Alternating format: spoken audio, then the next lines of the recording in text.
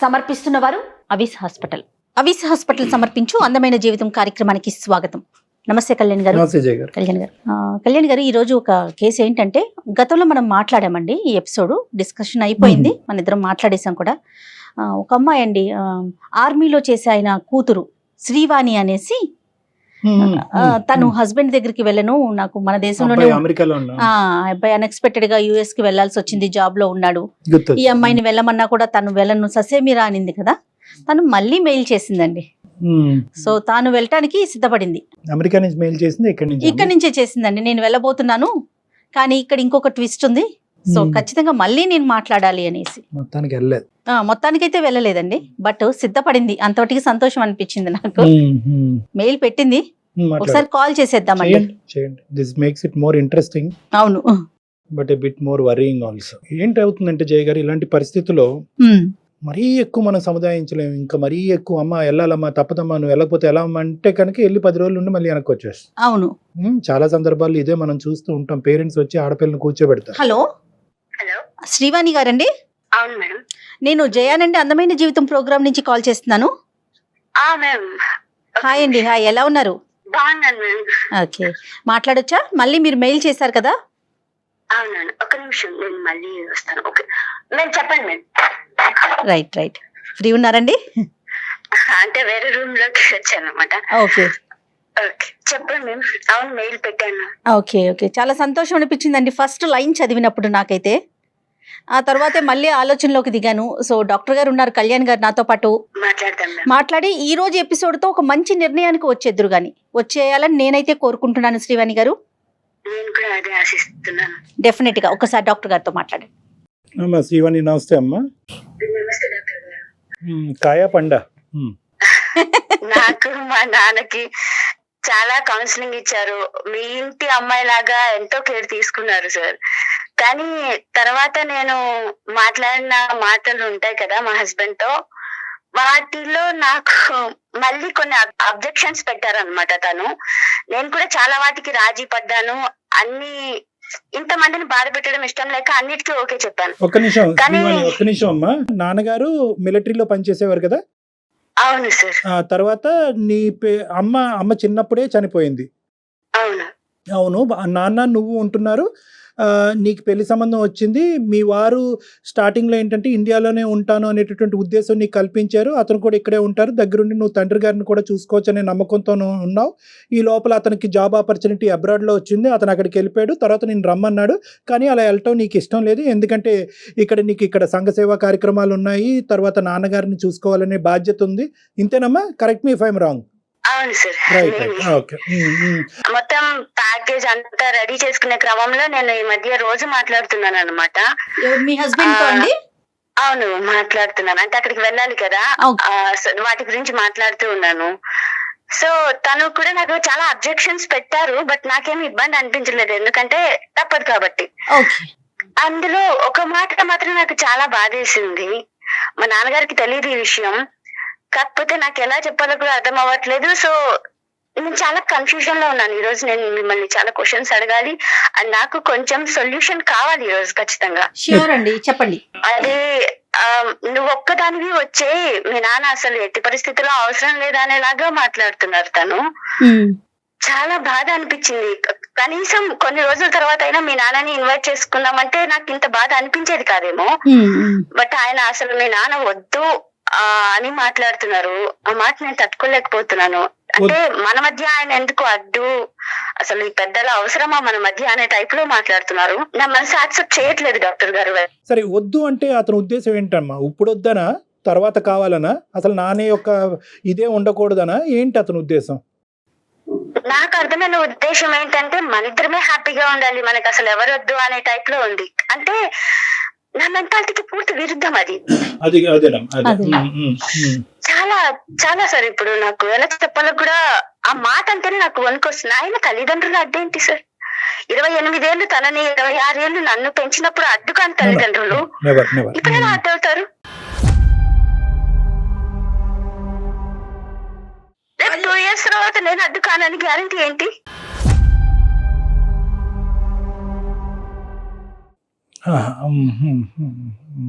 కాదు శ్రీవాణి గారు, మీరు ఎలా మాట్లాడుకున్నారు అంటే కొన్ని రోజులు ఉండి ఇద్దరం కలిసి ఉండి మళ్ళీ ఇండియాకు వచ్చేద్దామని అట్లా మాట్లాడారా ముందుగానే? ఎందుకంటే మీకు అస్సలు ఇష్టం లేదు కదా యుఎస్ కి వెళ్ళటానికి.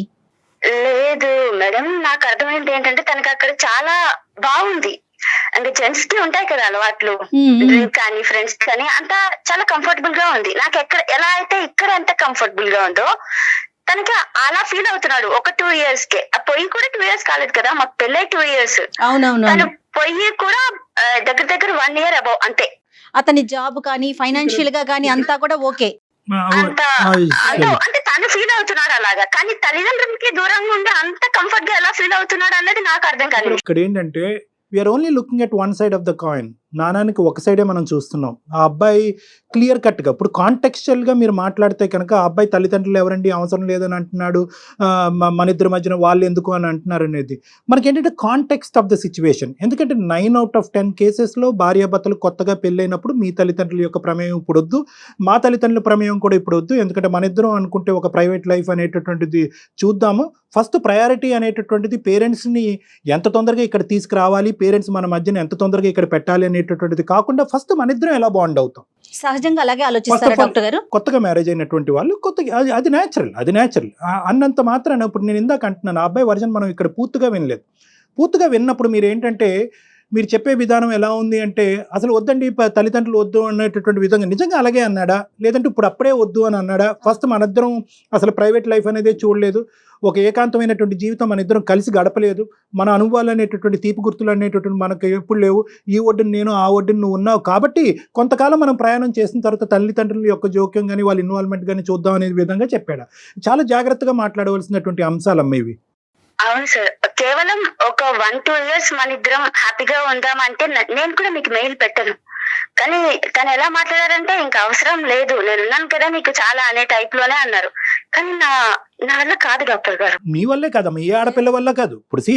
ఇప్పుడు పుట్టిల్లు వదిలి అత్తింటికి రమ్మంటే కనుక పుట్టింటితో బంధాలు తెంచుకోమనో లేదంటే పుట్టింటి వాళ్ళని ఎవరు అని అడగమనో కాదు. ఈ ఒక్క సబ్జెక్టు అంటే తండ్రిని తీసుకొచ్చేటటువంటి సబ్జెక్ట్ కాకుండానే మిగతా అన్ని ఇష్యూస్లో మీరిద్దరు ఫ్రీ అండ్ ఫెయిర్గానే మాట్లాడుకున్నారమ్మా, without any differences or conflicts. అంటే చాలా వాటికి నేను రాజీ పడిపోయాను సార్. నా సామాజిక సేవ, ఎన్జిఓ ఆర్గనైజేషన్స్ ఇవన్నీ వదిలి నేను అక్కడికి వెళ్ళాలి అనేటటువంటిది ఒక కీలకమైనటువంటి అంశంగా లాస్ట్ టైం మనం మాట్లాడుకున్నాం. బంధువులు ఇవన్నీ కూడా అప్పచెప్పేశాను సార్, అవి కూడా నా ఫ్రెండ్స్ కి అప్పచెప్పేశాను ఒక 2 years వరకు. కానీ అంతా నేను ఇన్ని రాజీ పడ్డప్పుడు తను అంటే తన మాటలు ఎలా ఉన్నాయంటే డాక్టర్ గారు అన్నిటికీ రాజీ పడుతుంది, నాకు నచ్చట్లేదు, దీన్ని ఎక్కడో ఒక చోట మెలిక పెట్టి రాకుండా చేయాలి అనేదే కనిపిస్తుంది. కానీ నేను ఈ విషయం పేరెంట్స్ కి చెప్పలేను.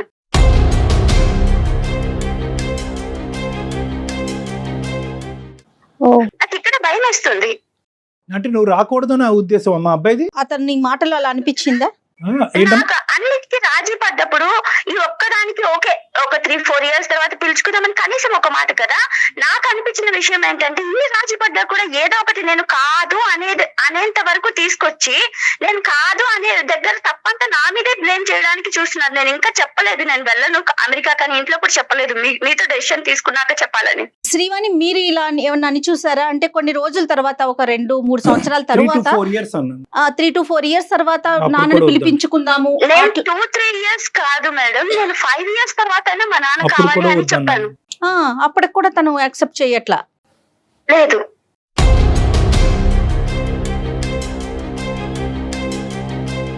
అమ్మా ఇప్పుడు అదే ఇక్కడ ఏంటంటే కొద్దిగా అటు సైడ్ మనం వినకుండా మాట్లాడలేకపోతున్నాం ఎందుకు అనే మాట అడిగేవమ్మా. మరి మీ పేరెంట్స్ మీ ఫాదర్ రాకూడదు అంటే కనుక వాళ్ళ పేరెంట్స్ రాకుండా ఉంటారా? మరి అది ఓకేనా?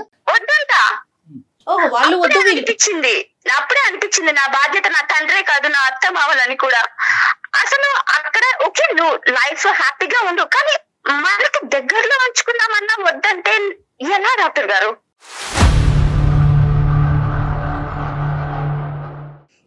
అంటే అతని ఫ్యామిలీ మెంబర్స్ తో అతనికి అంత బాండింగ్ లేదమ్మా ఇంతకు ముందు. అంటే మీరు ఇక్కడ ఇండియాలో ఉన్నప్పుడు చూసినప్పుడు వాళ్ళ పేరెంట్స్ తో అతను ఎలా ఉండేవాడు? ఎందుకు ఇంత భిన్నంగా మాట్లాడుతున్నాడు అబ్బాయి? నాకు అనిపించినప్పుడు వాళ్ళకి అంత అంటే ఇప్పుడు నాకు ఎంత బాండింగ్ ఉందో అంత బాండింగ్ లేదు వాళ్ళకి. ఇట్స్ ఓకే, కానీ మరీ ఇంతనా? సార్ నీ మనసులో ఏముందమ్మా ఇప్పుడు? నువ్వేమనుకుంటున్నావు అంటే ఇప్పుడు ఏం చేద్దామని? డాక్టర్ గారు నేనేమనుకోవట్లేదు, నిజంగా నేను హ్యాపీగా ఉండాలనుకుంటాను. నాన్న కానీ మీరు కానీ, మీలాంటి పెద్దలు నాకు కాదు. ఒకటి, ఇండియాలో జాబ్ చేసుకోమని నా భర్తకి చెప్పండి, లేదా మళ్ళీ పెళ్లి చేసుకోమని మా నాన్నకి చెప్పండి.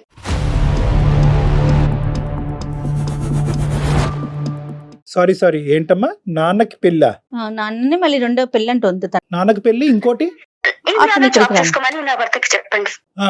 మీ ఇండియాలో జాబ్ చేసుకోవటానికి ఆ అబ్బాయి అంగీకరించకే కదమ్మా అన్ని సతవిధాలుగా ప్రయత్నాలు మనం చేసిన first time తర్వాత కూడా మాట్లాడాం కదా. నాకు మీరు కౌన్సిలింగ్ ఇచ్చినట్టుగా తనకిస్తే వస్తారేమో అని ఒక ఆశ. సరే ట్రై చేద్దామా, అంత కాదు. కానీ ఇక్కడ ఏంటంటే ఇక్కడ మోస్ట్ ఇంపార్టెంట్ థింగ్ ఏంటంటేనమ్మా, ఆ అబ్బాయి చాలా కండిషనల్గా అనిపిస్తున్నాడు నాకు. అంటే ఏంటంటే everything has to be worked on his conditions.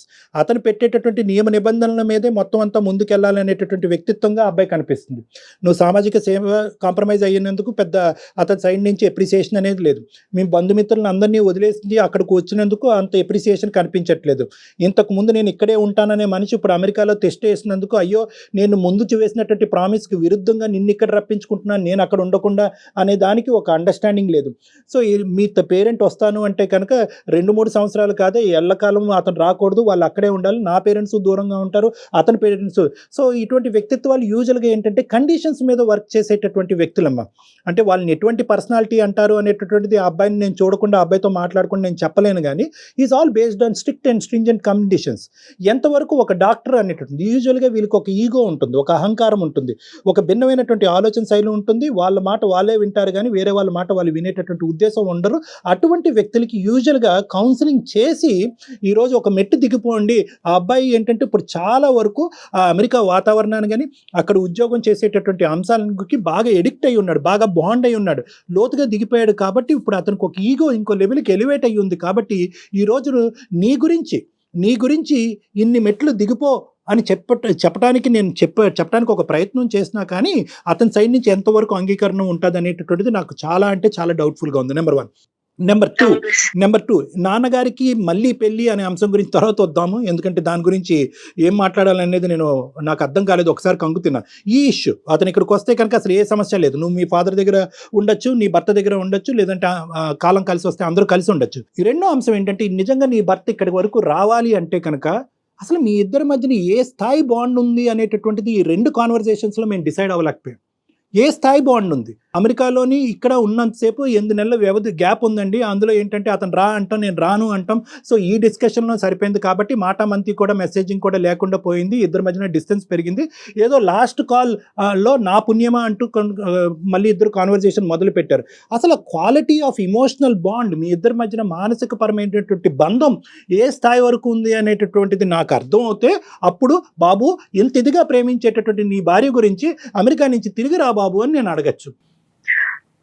అంటే నాకు అప్పుడు చాలా డీప్ గా అనిపించింది డాక్టర్ గారు, చాలా ప్రేమిస్తున్నారు నన్నని. కానీ ఇప్పుడు ఏం అర్థమవుతుందంటే తనకి డబ్బే ప్రపంచం, డబ్బు ఉంది కాబట్టి ఇప్పుడు మా నాన్న 2 తరాలకి సరిపోయేంత సంపాదించి పెట్టారు. తనకి డబ్బే కావాలంటే అది కూడా చెప్తున్నాను కదా, ఇండియాలో మళ్ళీ నాన్న బిజినెస్ స్టార్ట్ చేస్తారు, నేను జాబ్ చూసుకుంటాను అంటే లగ్జరీ లైఫ్ కి మాత్రమే ఇంపార్టెన్స్ ఇచ్చే మనసు తనది. అఫ్ కోర్స్ నాకు అప్పుడు అనిపించలేదు, ఓకే మనం ఉన్న వాళ్ళం ఇలా ఉంటే తప్పేంటని నాకు అప్పుడు అనిపించింది. కానీ ఇప్పుడు అర్థమవుతుంది. సరే నాన్న, నువ్వు నాకు చెప్పేది ఏంటంటే ఈ మనిషికి ఇచ్చేటటువంటి విలువ కంటే డబ్బు లగ్జరీకే ఎక్కువ విలువనిస్తాడని నీకు అనిపిస్తుందా? అవును. ఇప్పుడు అనిపిస్తుందా, మొదటి నుంచి అనిపించిందా? ఇప్పుడు ఫస్ట్ నుంచి కూడా అలాగే ఉంది. కానీ అప్పుడు ప్రేమ వీళ్ళ మధ్యలో ఉన్నాను. సో ఏదన్నా తన ఒక మాట అన్నా నేను నాన్న దగ్గరికి వెళ్ళినప్పుడు అది మర్చిపోతాను. నాకు అది ఒక గుడ్ హ్యాబిట్ ఉంది, అందుకు నాకు అప్పుడు అనిపించలేదు పెద్దగా. కానీ ఇప్పుడు అలాంటి మనిషిని నమ్ముకొని పెద్దవాళ్ళు మనకు అర్థము, వాళ్ళు మనకేంటి, మన మధ్య ఎందుకు అనుకునే అతన్ని నమ్ముకొని నేను ఇన్ని సముద్రాలు దాటి ఇంత దూరం ఎలా వెళ్ళగలను? వాళ్ళ పేరెంట్స్ ఏమంటారమ్మా, మీ ఇన్లాస్ ఏమంటారు?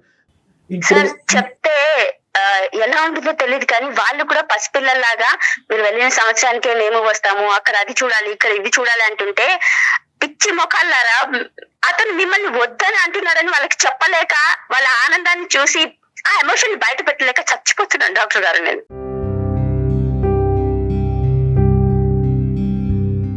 కానీ అలా అప్పుడు తను చెప్పేదాన్ని బట్టి అలాంటి క్యారెక్టర్ ఉన్న మనిషితో ప్రయాణం ఎంతవరకు చేయగలుగుతుంది కళ్యాణ్ గారు అమ్మాయి? నాకేంటంటే ఎక్కడో ఇప్పటికీ కూడా నేను 1 సైడ్ ఆఫ్ ద కాయినే చూస్తున్నాను. ఈ అబ్బాయికి సంబంధించినటువంటి వర్జన్ ఇంకోళ్ళు ఎవరూ చెప్పలేరు. అటువైపు తల్లిదండ్రులు కూడా మా అబ్బాయి గ్రేట్ అనేటటువంటి ఉద్దేశంతోనే వాళ్ళు ఉన్నారని అంటున్నావు. మీ తండ్రి గారు కూడా మీ మీ వాళ్ళ అల్లుడి గురించి ఏమీ చెడుగా మాట్లాడలేదు, అభ్యంతరకరంగా లాస్ట్ టైం మాట్లాడలేదు. మరి ఈ రోజు ఏమైనా మాట్లాడతారేమో అని వినాలి. ఎటొచ్చి ఏంటంటే నీ వర్జన్ ఒకటే నేను వింటున్నాను కాబట్టి ఇక్కడ ఏదన్నా ఒక ఇమ్మెచ్యూరిటీ ఉందేమో, ఏమన్నా ఒక చిన్నపాటి ఒక డిఫరెన్స్ ఉందేమో మీ ఇద్దరి మధ్యన, అంత స్థాయి డిఫరెన్స్. చాలా చాలా ఫిల్టర్ చేసి అన్ని రకాలుగా ఆలోచించి మీకు మెసేజ్ పెట్టాను నేను. అంటే ఇప్పుడు అమ్మాయిలను ఇంట్లో ఎలా ఉంటామో ఇంచుమించు బయట అలాగే ఉంటాం, కానీ అబ్బాయిలు బయట ఉన్నట్టు ఇంట్లో ఉండరు డాక్టర్ గారు. అదే జరుగుతుంది మా అత్త మామ విషయంలో. వాళ్ళకి నేను చెప్పలేను కదా, మీ అబ్బాయి మా నాన్నని కానీ మిమ్మల్ని కానీ మా మధ్య వద్దు అంటున్నారని నేను చెప్పలేను కదా. వాళ్ళు ఇప్పటికీ నేను వెళ్ళిన సంవత్సరానికి వచ్చి అక్కడ మాతో పాటు ఎంజాయ్ చేయాలని వాళ్ళు కనే కళలు చూస్తుంటే మమ్మల్ని అందరినీ కూడా ఆశ్చర్యపరిచేటటువంటి ఒక అంశం, తండ్రికి మళ్ళీ పెళ్ళేంటి? తప్పదు డాక్టర్ గారు. ఒకవేళ నిజంగా వీళ్ళందరూ నేను అక్కడికి వెళ్ళి ఆనందంగా ఉంటానంటే మా నాన్న బాధ్యతలు నేను ఇంకొకరికి అప్పచెప్పే వెళ్ళాలి. అది పని మనిషి ఆయాలు వీళ్ళకి కాదు, తన లైఫ్ లో తన భార్య స్థానానికి అప్పచెప్పాలి. నాకు తల్లి లేదు, కానీ నా తల్లిని ఏర్పాటు చేసుకొని నేను అమెరికా వెళ్తాను.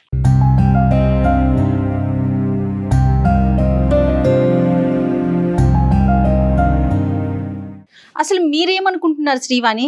ఇప్పుడు అతని విషయం పక్కన పెడదాం, అతను మీరు ఉన్నా లేకపోయినా ఉండగలడు అనే ఒక డెసిషన్కి మీరు వచ్చారు కదా, మీ పరిస్థితి ఏంటి? అతను ఉన్నా లేకపోయినా మీరు ఉండగలరా? మీ జర్నీని ఎలా అనుకుంటున్నారు మీరు? ఉండలేను మేడం, అది హస్బెండ్ ఉండలేను, అలా అని వెళ్ళలేను, అలాంటి పరిస్థితిలో ఉన్నాను నేను ఇప్పుడు. మీ హస్బెండ్ ని వదిలి ఉండలేరు, అందుకని వెళ్ళలేరు. ఇటు నాన్నగారి పరిస్థితిని బట్టి అంతేనా? అందుకే నాన్నకి పెళ్లి చేయాలంటున్నాను.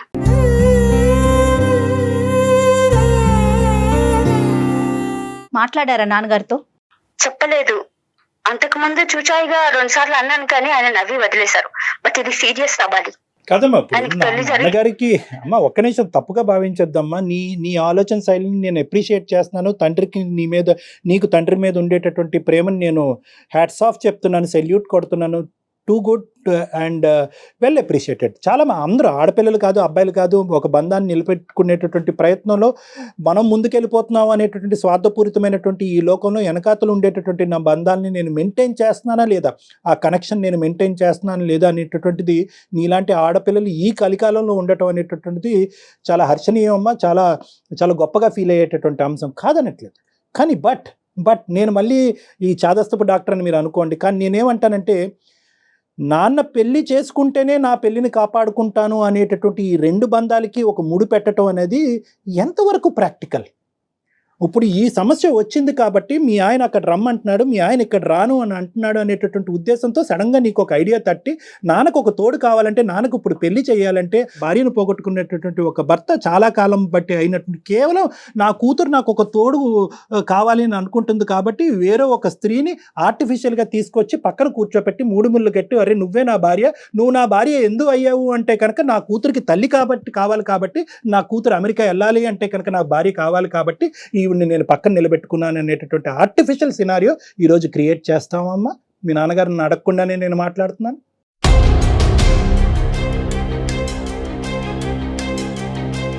డాక్టర్ గారు ఏమంటున్నారంటే, ఎప్పుడైతే మీ అమ్మగారు చనిపోయారో కొన్ని రోజుల తర్వాత నుంచి మీరు అట్లీస్ట్ నాన్నగారు ఒక్కరే ఉంటున్నారు, ఆయనకు ఒక తోడు కావాలని ఆలోచించినట్లయితే ఆ పరిస్థితి వేరు. కానీ ఇప్పుడు మీరు అమెరికా వెళ్ళాల్సిన పరిస్థితి వచ్చినప్పుడు ఆయన దగ్గరికి ఇంకొక వ్యక్తిని తీసుకురావటం అనేది అది ఎంతవరకు అది ఆర్టిఫిషియల్గా అనిపిస్తుంది కదా, ఆయన ఎలా రిసీవ్ చేసుకుంటారు అనేది డాక్టర్ గారి ప్రశ్న. దానికి ఒక దారి ఉంటే కనుక, నిజంగా నాన్నగారు ఆ విధంగా ఉద్దేశంలో ఆలోచిస్తే కనుక, ఖచ్చితంగా అవకాశం ఉంటే కనుక మనం ఒక ప్రయత్నం చేయొచ్చు.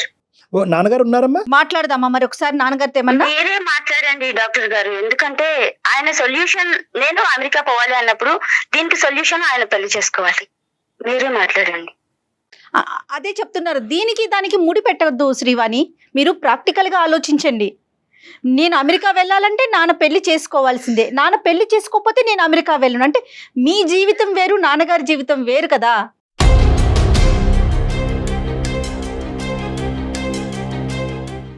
మేడం డాక్టర్ కన్నా మీరు బాగా అర్థం చేసుకోగలరు. నాన్నకి పొద్దున కాఫీ నుంచి రాత్రి నిద్ర టాబ్లెట్ వరకు నేనే ఇవ్వాలి. నేను అక్కడికి వెళ్ళి ఈ టైంకి టాబ్లెట్ వేసుకున్నాడో లేదో, ఈ టైంకి తిన్నాడో లేదో అనుకోవడం కన్నా ఒకరికి అప్పచెప్పిపోయానన్న తృప్తి చాలు కదా. ఒకప్పుడు ఒంటరిగా ఒక తండ్రి ఉంటే కనుక, చిన్న వయసులోనే భార్యను పోగొట్టుకున్నటువంటి ఒక మగాడు ఉంటే కనుక అందరు కూతుర్లు చాలా వరకు ఇలాగే ఆలోచిస్తారమ్మా. ఆలోచించరా అని చెప్పి ఆలోచించేటటువంటి అందరు ఆడపిల్లలు వాళ్ళ జీవితాన్ని వదిలేసి, వాళ్ళ పెళ్ళిళ్ళని వదిలేసి తండ్రి పక్కనే కూర్చుంటున్నారా? నేనేమంటానంటే దేనికి అది మనం జస్టిఫై చేయాలి. దిస్ ఇస్ ఇలాగైతే కనుక ఇంకా మానవ సంబంధాలు నిలుపుకోవడం చాలా కష్టం అమ్మా. ఏంటంటే మనిషికి ఒక మనిషి పక్కన ఉంటేనే తోడు, మనిషికి ఒక మనిషి పక్కన లేకపోతే తోడు లేదు. మా నాన్న పక్కన నేను ఉంటేనే మా నాన్న బతకగలడు, మా నాన్నకు ఒక కాఫీ ఇవ్వాలి, టీ ఇవ్వాలి, టాబ్లెట్ ఇవ్వాలి. కాబట్టి ఇంత గొప్పగా చేసినటువంటి ఈ పెళ్లి పెటాకులైనా పర్వాలేదు అని అనుకుంటే కనుక నేనేం మాట్లాడలేను. గొప్ప పెళ్లి అని మీరు అనుకుంటే ఎలా? కాదమ్మా, నేనేమంటున్నానంటే తన మాటల్లో నాకు అర్థమైపోయింది. కాదమ్మా, గొప్ప పెళ్లి అనేటటువంటిది కాదు. ఏ పెళ్లి చేసుకున్నప్పుడు అందరికీ గొప్పే కదమ్మా. నువ్వు లాస్ట్ టైం నీతో మాట్లాడినప్పుడు కూడా నువ్వు అతని గురించి ఏం చెప్పావు? ఖర్చు పెట్టి చేశారు నాన్న. సో ఆ విధంగా చూసుకుంటే నాది చాలా గొప్ప పెళ్లి. ఎప్పుడు నా సైడ్ నుంచి ఎందుకు కన్విన్స్ చేస్తున్నారు? ఆడపిల్లల ఆలోచనలకి మీరు వాల్యూ ఇవ్వలేరా?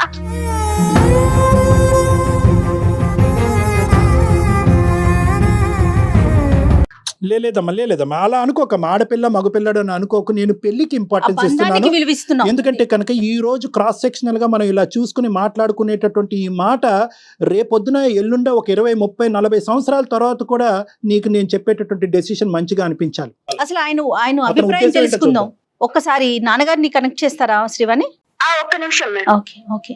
అంటే ఆ అమ్మాయి ఒక బాక్స్ లో ఆలోచిస్తుంది మేడం. అంటే ఏంటంటే అంతా కూడా తన తండ్రి చుట్టూనే ఆలోచిస్తుంది. తండ్రి జీవితం, తండ్రి భవిష్యత్తు ఇంతే ఆలోచిస్తుంది. కానీ 10 సంవత్సరాల తర్వాత కానీ, 20 సంవత్సరాల తర్వాత కానీ, లేదంటే 30 సంవత్సరాల తర్వాత కానీ తండ్రి లేకుండా నా పరిస్థితి ఏంటి అని ఆలోచించే పిల్లలతో పాటు తల్లిదండ్రులు ఉండరు, తల్లిదండ్రులతో పాటు పిల్లలు ఉండలేరు కదా. అమ్మాయి ఏంటంటే ఇప్పుడు చాలా ఫిక్స్ అయ్యిందమ్మా.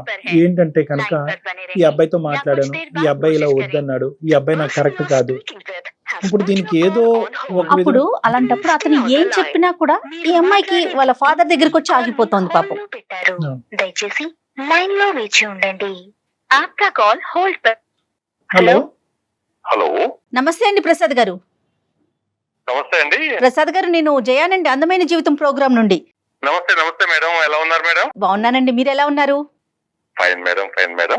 నాతో పాటు కళ్యాణ్ గారు ఉన్నారు. నమస్తే ప్రసాద్ గారు. నమస్తే sir. How are you sir? I'm fine sir. మీరు ఎలా ఉన్నారు? Fine sir. ఇందాక పాపకి మళ్ళీ ఈమెయిల్ పంపించింది అమ్మాయి. మరి మీకు చెప్పి పంపించిందో మీకు చెప్పకుండా పంపించిందో మాకైతే తెలియదు. కానీ మేమేమనుకున్నాం అంటే ఆ ఈమెయిల్ ఓపెన్ చేయగానే బహుశా అమెరికా నుంచి పంపించిందేమో ఈమెయిల్ అని అనుకున్నాం. వాస్తవానికి వెళ్ళలేదంట కదండి, అమ్మాయి ఇక్కడే ఉందంటగా. వెళ్ళలేదు, తను వెళ్ళడానికి ప్రిపేర్ అవుతుంది. వాళ్ళ అత్తయ్య గారింటికి కూడా వెళ్ళింది, వాళ్ళతో కూడా మాట్లాడుతుంది. మీకెందుకు మెయిల్ చేసిందో నాకు అర్థం కాలేదండి. అదే ఇప్పుడు కథ ఎక్కడికి వచ్చింది అంటే కనుక మీకు కూడా చాలా వరకు ఇందులో ఉండేటటువంటి వాస్తవాలు చెప్పడానికి కూడా తను సంకోచించినట్టుంది. ఇప్పుడు ఏంటంటున్నదంటే ఇప్పుడు అబ్బాయి యొక్క మనస్తత్వం గురించి ప్రధానంగా ఇక్కడ మాట్లాడింది ఆ అమ్మాయి. ఓకే, ఇక్కడ 2 పాయింట్స్. ఒక పాయింట్ ఏంటంటే అంటే మీకు కూడా చెప్పలేకపోయింది, బహుశా మా ద్వారా చెప్పించేటటువంటి ప్రయత్నం తను చేస్తుంది. ఇక్కడ 2 అంశాలు తను చెప్పింది. ఒకటి ఏంటంటే తను పూర్తిగా మీరు అన్నట్టుగా రెడీ అయింది, అత్తగారి ఇంటికి వెళ్ళింది, మాట్లాడింది. ఆ అబ్బాయి ఏమంటున్నాడు అంటే కనుక ఇదేం లింకు, ఇలాంటి లింకులు అయితే వర్కౌట్ అవ్వు, వస్తే నువ్వు సింగిల్గా రా, మీ నాన్నతో పాటు రావటం అనేటటువంటిది వద్దు అని అన్నాడంట. ఇప్పుడు కాదయ్యా, 2-3 సంవత్సరాలు 4-5 సంవత్సరాల తర్వాత వస్తాడంటే కనుక I don't care about all those things, అవన్నీ నథింగ్ డూయింగ్, అవేం అవ్వవు, వస్తే నువ్వే రా అనేటటువంటి విధంగా హార్ష్గా మాట్లాడాడంట. పోనీ అలా కాదమ్మా, పోనీ మీ తండ్రి గురించి అతని గురించి ఏమైనా అభిప్రాయం ఉందేమో, వాళ్ళ పేరెంట్స్ని ఏమైనా రమ్మంటానికి అతనికి ఓకే అంటే కనుక వాళ్ళని కూడా వద్దంటున్నాడండి. ఇలా తల్లిదండ్రుల గురించి, పెద్దవాళ్ళ గురించి, బంధాల గురించి నాకు కంప్లీట్గా ఆపోజిట్ అభిప్రాయం ఉండేటటువంటి వ్యక్తితో నేను సేద తీరగలనా, అతనితో పాటు నేను ముందుకు ప్రయాణం చేయగలనా? ఇంత హార్ష్గా ఎలా ఉంటారండి మనుషులు? నేనేమో వచ్చి నా కుటుంబ సభ్యులే కాకుండానే ప్రపంచం అంతా నా కుటుంబం అన్నట్టుగా నేను పగలనక రాత్రనక కష్టపడి అది కూడా త్యాగం చేసి అన్నీ వదిలేసి నేను అమెరికా రావటం సిద్ధపడుతుంటే ఇటువంటి వ్యక్తిత్వంతో ఉండేటటువంటి వ్యక్తితో నేను ఎలా ఉండనండి అనేది నెంబర్ 1 పాయింట్. సరే సార్ మీ మాట మీద గౌరవంతో నేను వెళ్తాను, కానీ మా నాన్న పరిస్థితి ఏంటి? మళ్ళీ మొదటికే వచ్చింది మన అమ్మాయి.